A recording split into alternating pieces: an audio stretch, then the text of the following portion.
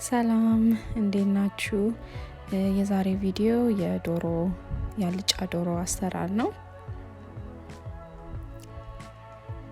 ያው መጀመሪያ ሽንኩርት ነው የምናበስለው።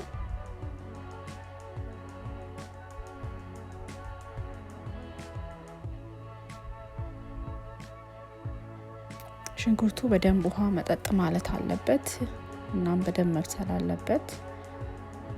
ከዛ ዘይት እንጨምራለን። ትንሽ ዘይት ነው የምጨምረው ወይም ደግሞ በቅቤም ብቻ ማብሰል ይቻላል።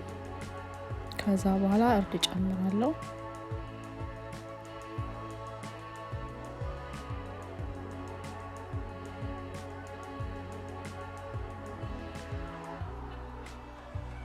ከዛ ነጭ ሽንኩርት የተፈጨ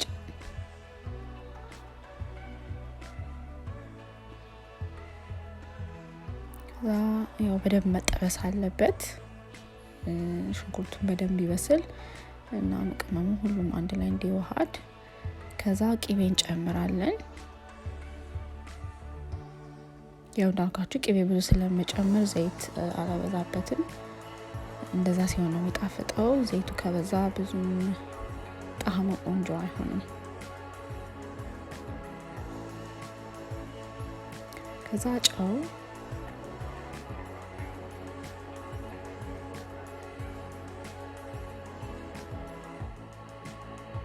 በደንብ ከተቁላላ በኋላ አንድ ለ30 ደቂቃ ያህል ከዛ ውሃ እንጨምርበታለን። የሞቀ ውሃ ቢሆን ጥሩ ነው።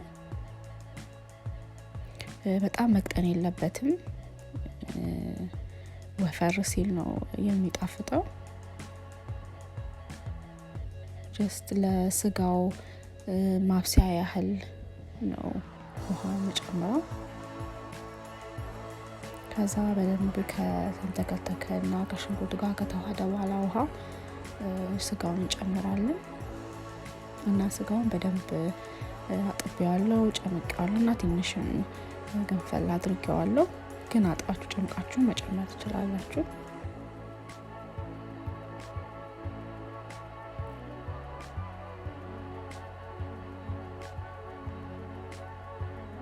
ስጋው በደንብ እንዲዋሃድ ያው ሰንጠቅ አድርጌዋለሁ። ከዛ ስጋውን እያያችሁ እንዳይፈረካከስ በደንብ በየጊዜው ማማሰል ይፈልጋል እና ስጋው በስሎ በደንብ ወፈር ሲል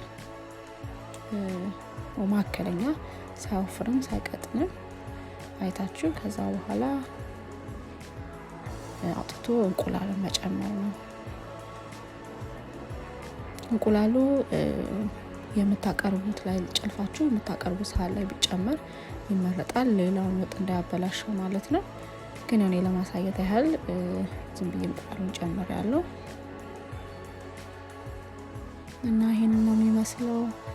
በጣም ቆንጆ ነው። እንደወደዳችሁ ተስፋ አደርጋለሁ።